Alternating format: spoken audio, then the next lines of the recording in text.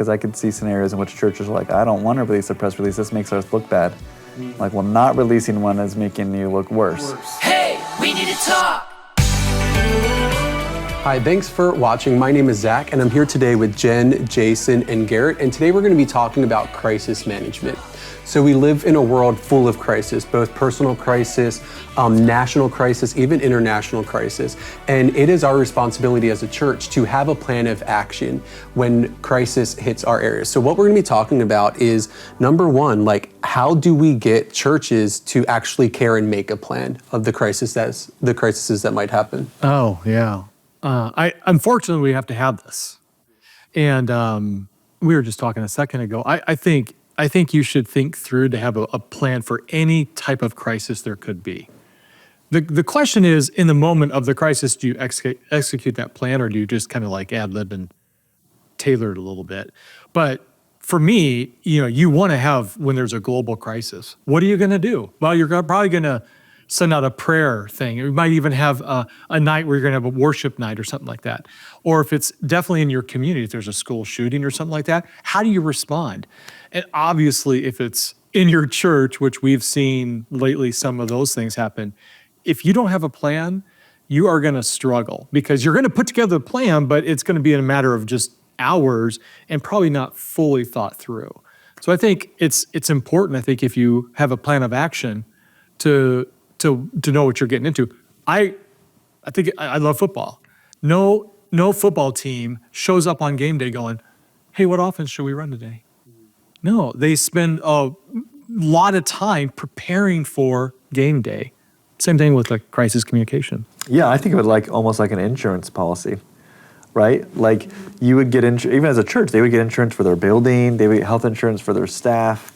In some sense, especially like a building, you wouldn't want those things to happen, but you have a plan in case it does happen. You're ready to go with an insurance policy that covers the crisis that happens to your campus.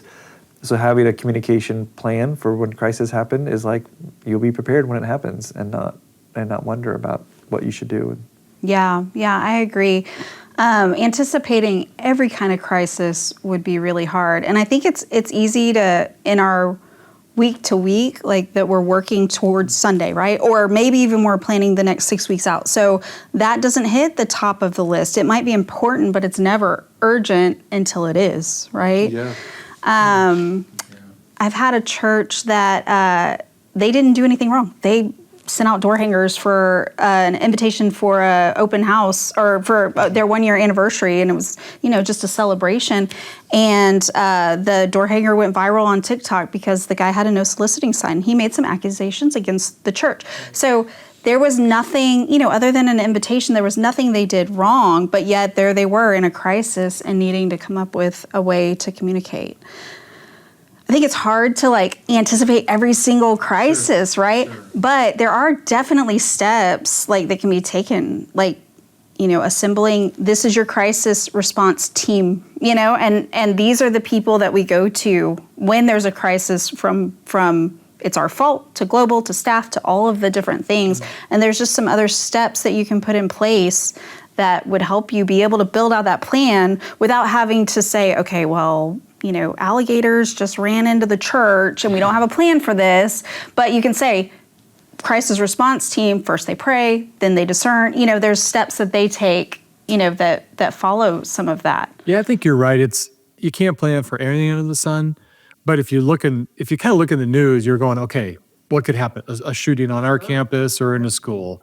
A pastor falls into sin or something like that. Mm-hmm. Those things are bound to happen because we're people. So it's like having some plans. And I think, to your point, it's not just, okay, here's our plan, guys, go execute. We have these pockets that we know we're gonna have a press release. Okay, that's communications. We know we're gonna have to maybe get the law enforcement. Okay, that's our HR operations. You'd have the people that need to know and be able to just execute and run. You just don't want to walk into it and go, okay, what do we do, guys? So there, a lot of times when we think about crisis communication and even crises, we put it on a massive scale.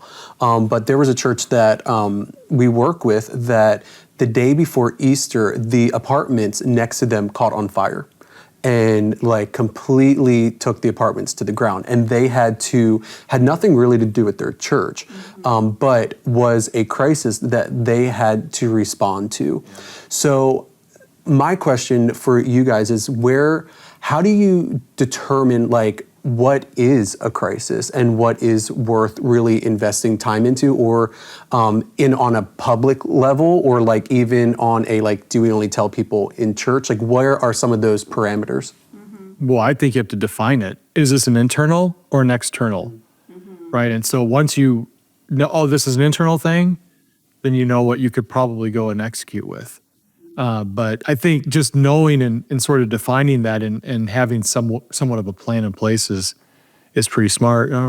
I mean, to me, it's somewhere around like, do we need a press release and do we not? But then there's gray area in that, because I don't know if that should be up to us, because I could see scenarios in which churches are like, I don't want to release a press release. This makes us look bad.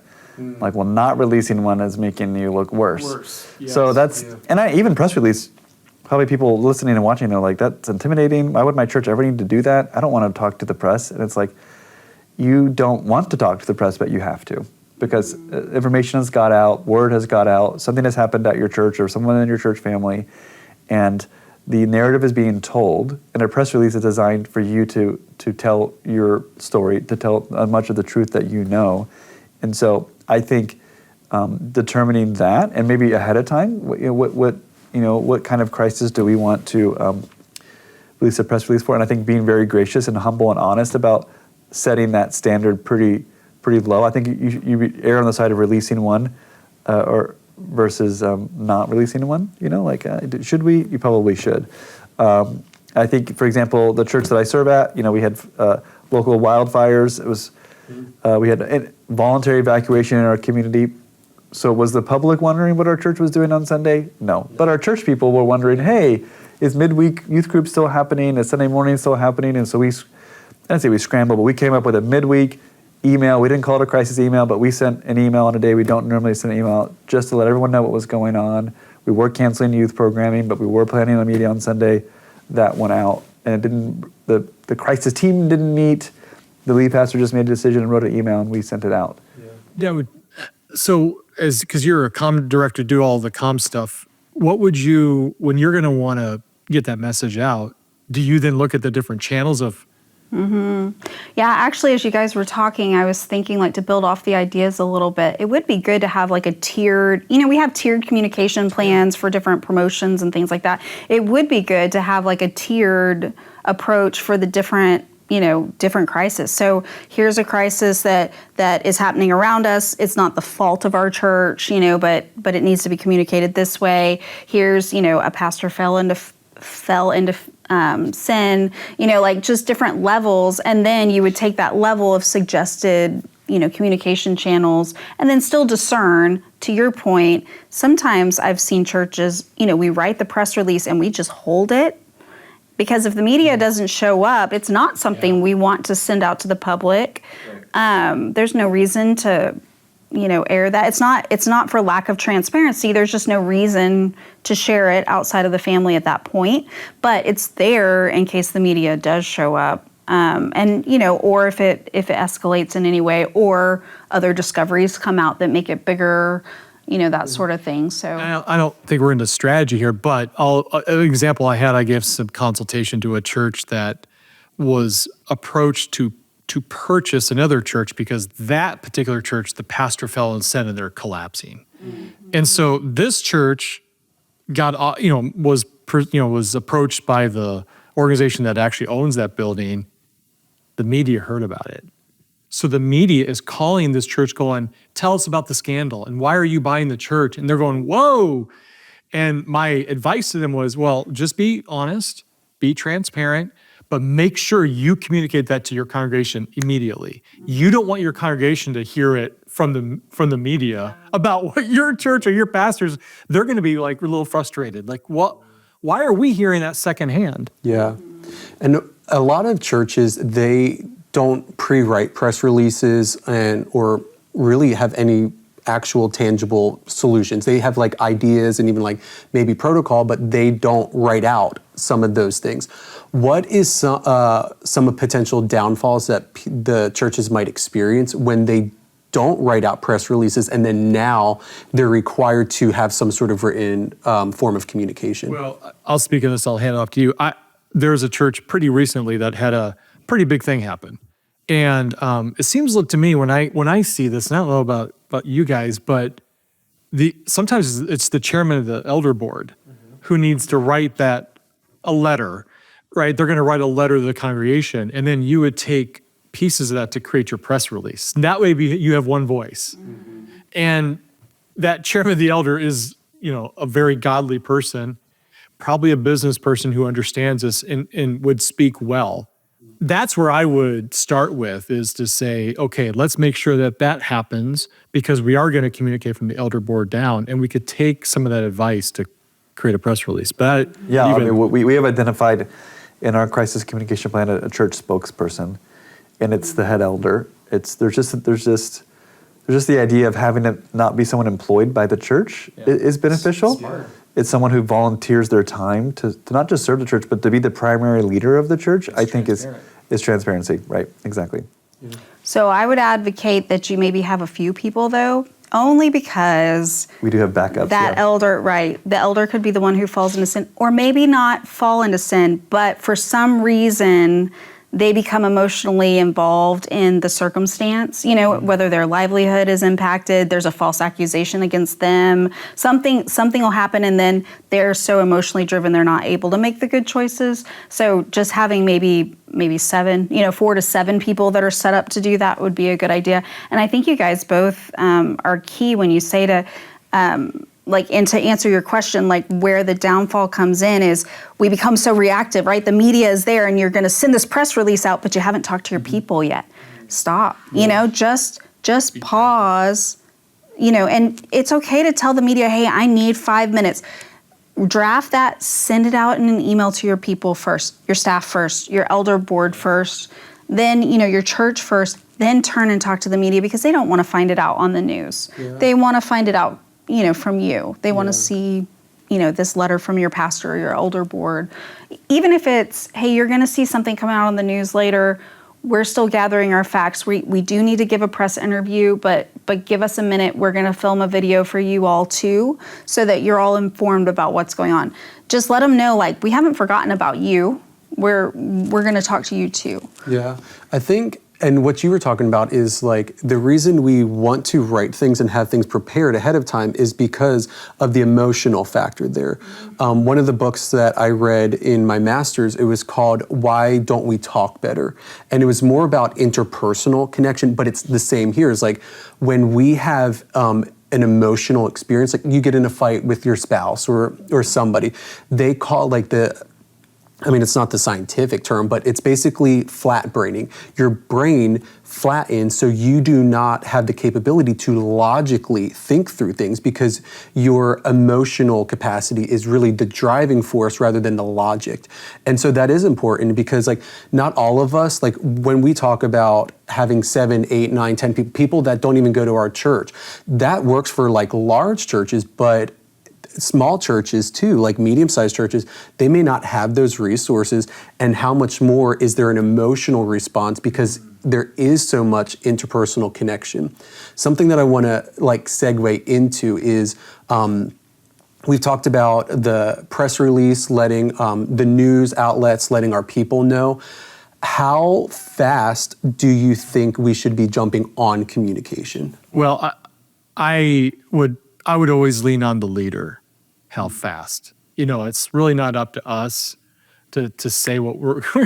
It's kind of obvious. It depends on how close to home it is. Yeah. But I think the leader has to speak into that, because ultimately the lead pastor, and when I say that, I'm also including the elder board. They're the ones that have to answer.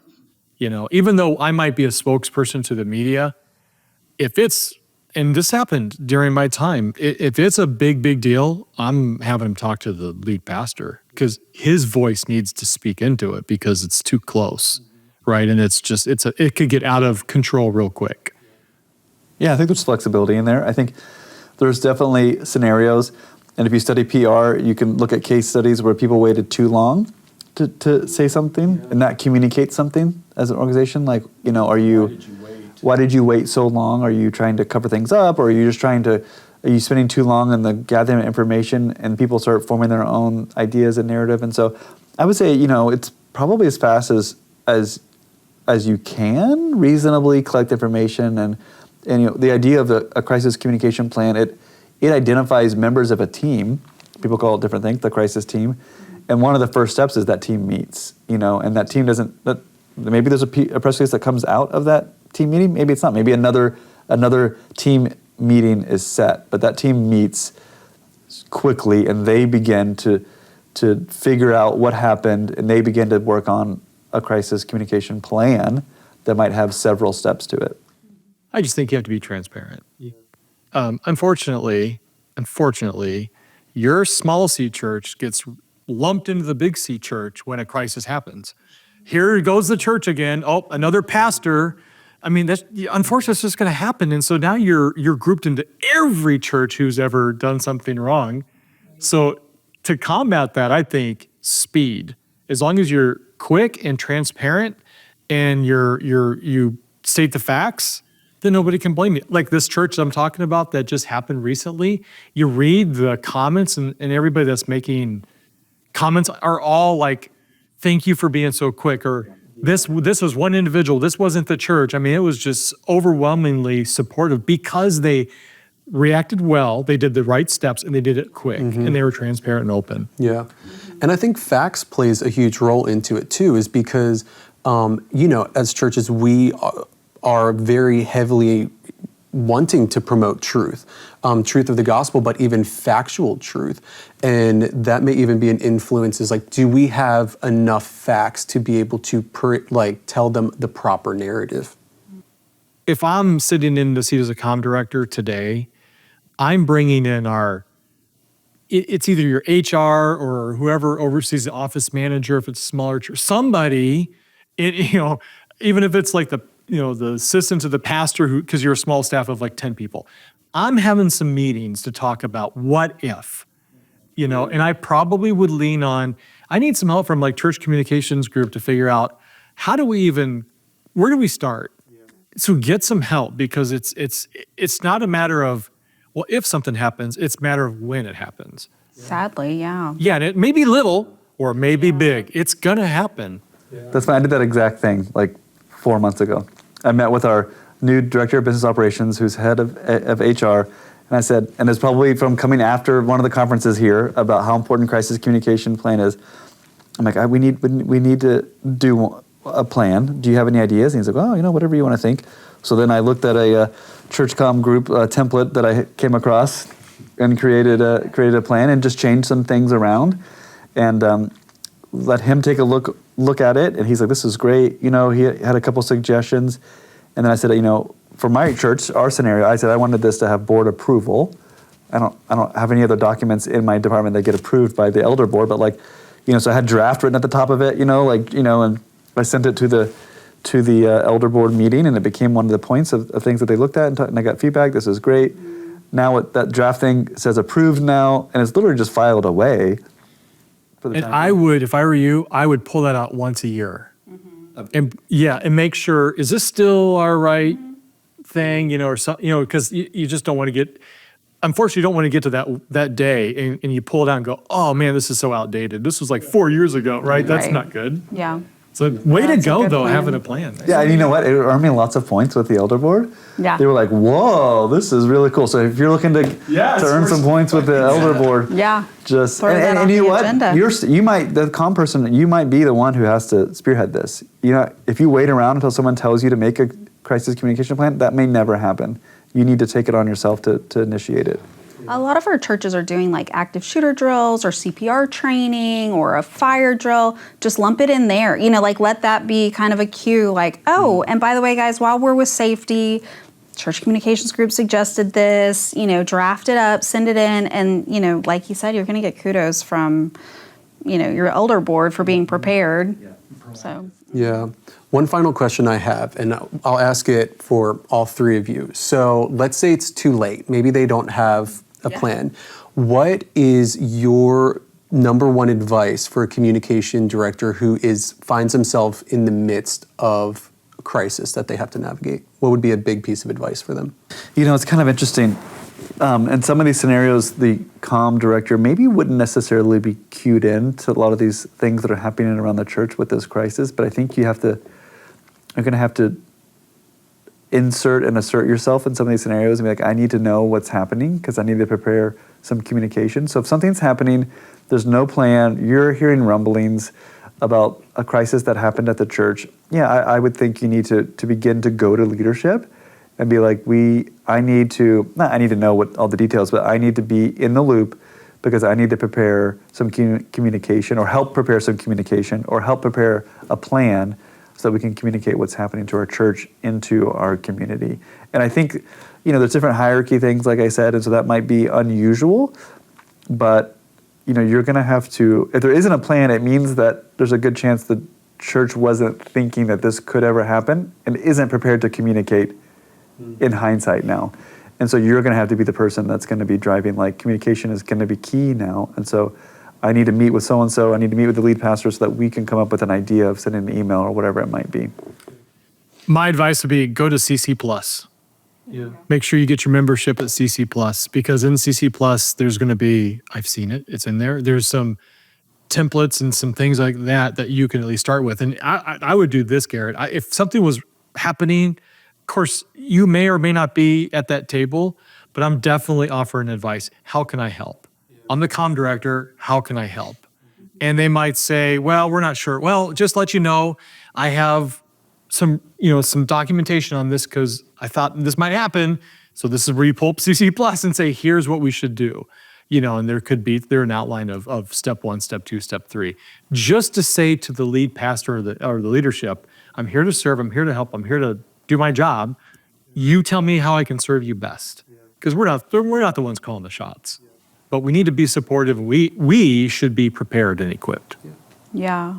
To Garrett's point, I've heard it said before. Well, we can't tell you because it's an HR issue, or this is pastoral confidence, and I'm like, I'm gonna need to know. We're gonna have to sit at the table together. I'm gonna have to hear the same things that HR and the pastors do in this circumstance. Nothing gets released without, a head pastor or a head elder board approval.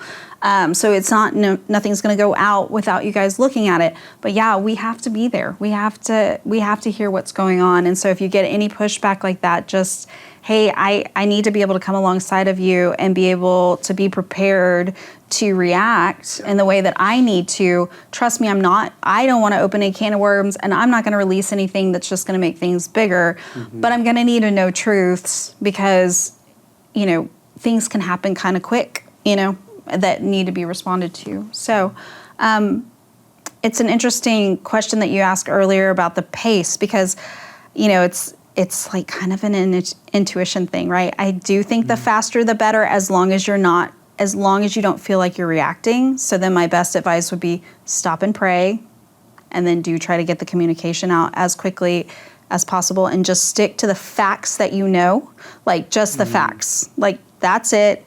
No, don't infer anything. Don't go off of any of your past experiences. Don't say, well, when I've seen this before this. Don't over church language it. No churchese, just the facts.